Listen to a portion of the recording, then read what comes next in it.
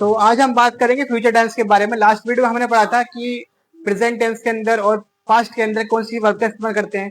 तो बेसिकली मैंने बताया था आपको प्रेजेंट टेंस के अंदर वर्ब की फर्स्ट फॉर्म का इस्तेमाल किया जाएगा और पास्ट टेंस के अंदर सेकंड फॉर्म का, ये मैंने आपको बताया था।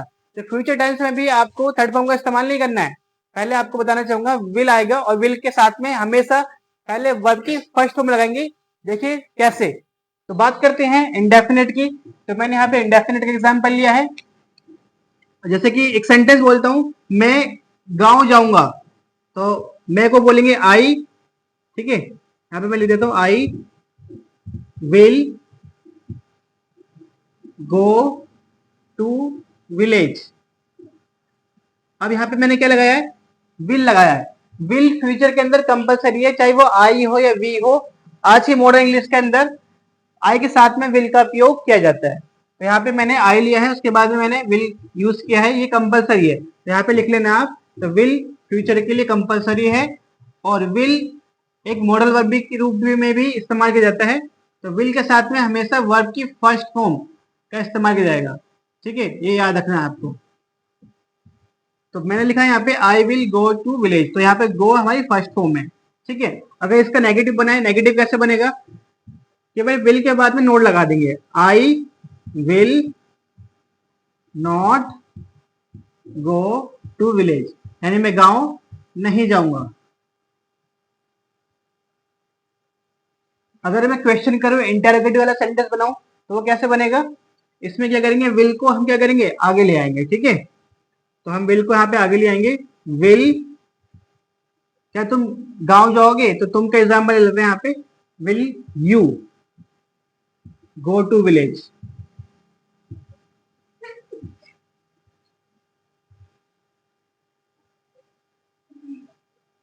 Will you go to village, इस तरह से हो जाएगा। अब हम बात करते हैं डबल इंटरोगेटिव, जिसको डब्ल्यूएच फैमिली या फिर क्वेश्चन वर्ड बोलते हैं, उनका यूज करते हैं। जैसे कि मैं बोलूं कि तुम कहां जाओगे, तो वेयर आ जाएगा यहाँ पे, विल यू गो। तो इस तरह से हमारा सेंटेंस बनेगा फ्यूचर का, इंडेफिनिट का। फ्यूचर में एक अच्छी बात रहती है कि हमेशा इसके अंदर विल आता है, कोई इसके अंदर कोई सा भी हो, या फिर परफेक्ट हो या फिर कॉन्टिन्यूस हो, विल ही हमारी हेल्पिंग वर्ब होगी। यहाँ पे ज्यादा कंफ्यूज नहीं होना है। तो अब हम बात करेंगे कॉन्टिन्यूस के बारे में। कॉन्टिन्यूस में मैंने बताया था आपको हमेशा आईएनजी फॉर्म का इस्तेमाल करना है। कैसे, जैसे कि मैं बोलूं कि मैं घर जा रहा हूंगा, तो आई विल बी लगाएंगे यहाँ पे। ठीक है, तो हमने बी यहाँ पे ना एक अलग से ऐड किया है, क्योंकि फ्यूचर की क्या कंडीशन है, हमेशा वर्ब की फर्स्ट फॉर्म लगानी है। तो हमने यहाँ पे वी के साथ हमने क्या लगा दिया, हमने विल के साथ हमने लगा दिया यहाँ पे बी। तो आई विल बी, अब ये कॉन्टिन्यूस है इसलिए आईएनजी फॉर्म आएगी। ठीक है, आई विल बी गोइंग लगा देंगे यहाँ पे। तो गो के साथ में आईएनजी फॉर्म लगाया, हमेशा मेन वर्ब के साथ में लगाएंगे आईएनजी। ठीक है, तो यहाँ पे कॉन्टिन्यूस हमारा है सेंटेंस, इसलिए हमने क्या करा, गो में आईएनजी लगा दिया, हो गया हमारा आई विल बी गोइंग। और कहाँ जाने की बात कर रहा हूँ, घर जाने की, I will be going home. To home मत कर देना, गलत होता है वो। ये हमारा सेंटेंस है, नेगेटिव बनाते हैं इसका। अगर मैं बोलूं कि वह अपना काम नहीं कर रहा होगा, वह अपना काम नहीं कर रहा होगा, तो वह को बोलते हैं ही विल नॉट लगाएंगे यहाँ पे, ही विल नॉट। अब विल है हमारा, तो विल को क्या लगाना है, हमेशा वर्ब की फर्स्ट फॉर्म लगानी है आपको। ही विल नॉट बी, ये हमारी फर्स्ट फॉर्म आ गई। कॉन्टिन्यूस है इसलिए आईएनजी फॉर्म भी लगानी है। ही will not be doing his work, वह अपना काम नहीं कर रहा होगा, ही will not be doing his work. ठीक है, इस तरह से हमारा बनेगा। अगर हम क्वेश्चन पूछें कि क्या वह पढ़ रहा होगा, तो यहाँ पे क्या के लिए हम क्या करेंगे, जब भी कभी क्या से सेंटेंस स्टार्ट होता है, तो हमारी हेल्पिंग वर्ब जो है उससे कोई आगे लेके आते हैं। तो हेल्पिंग वर्ब क्या है हमारी फ्यूचर में, विल है। तो will he be, will he be reading,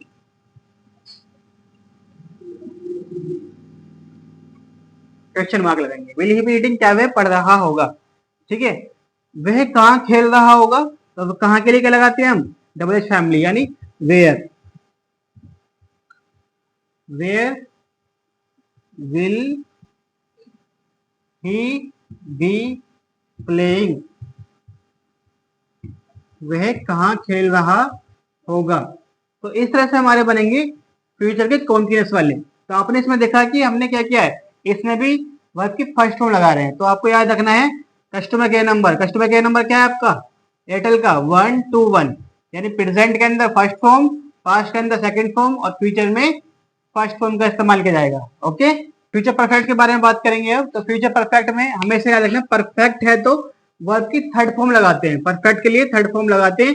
लेकिन ये फ्यूचर है, मैंने आपसे कहा कि फ्यूचर में हमेशा वर्ब की फर्स्ट फॉर्म लगाएंगे। कैसे? जैसे कि मैं बोलूं कि वह अपना काम कर चुका होगा, तो वह के लिए क्या लगाएंगे he has done his work. तो ये सेंटेंस क्या है हमारा, गलत है, क्योंकि मैंने कहा है फ्यूचर है, विल तो आएगा ही, तो ही विल क्या लगाएंगे पहले, ही विल। अब जो विल है उसके बाद में हमेशा वर्ब की फर्स्ट फॉर्म लगाते हैं। तो यहाँ पे हम क्या लगाते हैं, यहाँ पे बी मत लगाते ना, यहाँ पे हैव लगाना। क्यों? क्योंकि परफेक्ट को हमेशा हैव की फॉर्म चाहिए होती है। ठीक है, अब हैव की फर्स्ट फॉर्म क्या होती है, हैव ही होती है भाई। सेकंड फॉर्म क्या होती है, हैड होती है। थर्ड फॉर्म क्या होती है, हैड होती है। तो ये हमने कहा है कि विल के बाद वर्ब की फर्स्ट फॉर्म लगाना, तो हमने हैव की फर्स्ट फॉर्म लिया है। अच्छा, हैव ही क्यों लिया? क्योंकि मैंने बताया आपको कि परफेक्ट वाले में हमेशा हैव की फॉर्म आएगी। ठीक है, पास्ट में आएगा तो हैड हो जाएगा, इसलिए प्रेजेंट में होगा तो हैव होगा, क्योंकि प्रेजेंट में भी फर्स्ट फॉर्म आती है, फ्यूचर के अंदर फर्स्ट फॉर्म आती है, पास्ट के अंदर सेकंड फॉर्म आती है। इसलिए हम परफेक्ट वाले में पास्ट के अंदर हैड लगाते हैं, इसके अंदर हमें हैव लगाना है। इसलिए हम अब क्या करेंगे, हम थर्ड फॉर्म लगाएंगे। जैसे कि उसने अपना काम कर लिया होगा, he will have done his work, he will have done his work, उसने अपना काम कर लिया होगा। अब यहाँ पे देखेंगे आप कि हमने फर्स्ट फॉर्म भी लगाई है, क्योंकि मैंने कहा है कि विल देखो तो फर्स्ट फॉर्म का याद रखना है आपको। अब यहाँ पे थर्ड फॉर्म क्यों लगाई है, क्योंकि परफेक्ट है, और परफेक्ट वर्ब कौन सी होती है, थर्ड वाली होती है। ठीक है, इस तरह से हम इस्तेमाल करते हैं फ्यूचर का, परफेक्ट का। अगर इसका नेगेटिव बनाए तो नेगेटिव कैसे बनेगा, नेगेटिव बनाने के लिए हमें क्या करना होगा, यहाँ पे नोट लगा देंगे बस, ही will not have done his work, तो उसने अपना काम नहीं किया होगा, तो ही will not have done his work. इस तरह से बनेगा हमारा। अगर क्वेश्चन पूछेंगे तो क्या करेंगे, जो हमारे अगर कैसे क्वेश्चन कर रहे हैं, कैसे क्वेश्चन करने के लिए जो हमारी हेल्पिंग वर्ब है उसको पहले आएंगे। जैसे कि क्या उसने उसे मार दिया होगा, क्या उसने उसे मार दिया होगा, will he have killed, third form लगाएंगे। ठीक है, विल ही हैव किल्ड, उसे मार दिया होगा, उसे को बोलते हैं हिम, क्वेश्चन मार्क। अब हम बात करेंगे डब्ल्यू एच फैमिली वाले की, वो कैसे बनेगा। यहाँ पे सबसे पहले डब्ल्यू एच फैमिली वाले जो वर्ड होते हैं हमारे क्वेश्चन वर्ड, उसको पहले लेके आएंगे। अगर मैं बोलूं कि उसने उसे क्यों मार दिया होगा, why will he have killed him. ठीक है, कंफ्यूज मत होना, ये हमने विल तो लगाते ही हैं फ्यूचर के अंदर, ये फर्स्ट फॉर्म लगाई है हमने, क्योंकि फ्यूचर में विल के साथ हमें फर्स्ट फॉर्म लगानी होती है, तो हमने अलग से एक बार जोड़ दिया। हमने हैवी को जोड़ा क्योंकि ये परफेक्ट का, परफेक्ट को क्या चाहिए होता है, हैव की फॉर्म चाहिए होती है, तो हमने यहाँ पे हैव लगा दिया। थर्ड फॉर्म लगा दिया हमने क्योंकि परफेक्ट है और ये हमारा ऑब्जेक्ट है। तो इस तरह से बनेगा हमारा परफेक्ट वाला सेंटेंस। चलिए आगे बढ़ते हैं। फ्यूचर का परफेक्ट कॉन्टिन्यूस, अभी परफेक्ट है, कॉन्टिन्यूस भी है और ये फ्यूचर का भी है, तो आपको क्या करना होगा, यानी विल भी आएगा। क्यों? क्योंकि ये फ्यूचर का है। फर्स्ट फॉर्म भी आएगी, मैंने कहा आपसे फर्स्ट फॉर्म भी आएगी, क्योंकि पहले बता दिया आपको फ्यूचर के अंदर हमेशा आपकी फर्स्ट फॉर्म, परफेक्ट है यानी थर्ड फॉर्म भी आएगी, कॉन्टिन्यूस है यानी आईएनजी फॉर्म भी आएगी। हाँ, तो मैंने यहाँ पे दो सेंटेंस लिखे हैं, जैसे कि मैंने बोला है कि वह 2 घंटे से पढ़ा रहा होगा, तो मैंने यहाँ पे ही लगाया है, फ्यूचर का था इसलिए मैंने विल भी लगाया है। अभी परफेक्ट के लिए मैंने यहाँ पे क्या करा है, परफेक्ट की हेल्पिंग वर्ब क्या होती है, हैव होती है, विल के बाद हमेशा फर्स्ट फॉर्म आएगी, तो हमने हैव की फर्स्ट फॉर्म लिए यहाँ पे। सेकंड फॉर्म होगी हमारी हैड, थर्ड फॉर्म भी हैड ही होती है, लेकिन फ्यूचर का फर्स्ट है तो फ्यूचर के साथ मैंने कहा है आपसे कि कौन सी फॉर्म लगानी है, वर्ब की फर्स्ट फॉर्म लगानी है। इसी वजह से मैंने यहाँ पे क्या किया है, हैव लगाया है। अब ये परफेक्ट भी है, इसलिए मैंने क्या किया है, थर्ड फॉर्म आती है, तो हमेशा थर्ड फॉर्म का इस्तेमाल करते हैं। ठीक है, अब ये कॉन्टिन्यूस भी है, इसलिए हमें आईएनजी फॉर्म में लगानी है, हमने यहाँ पे आईएनजी फॉर्म में लगा दी है।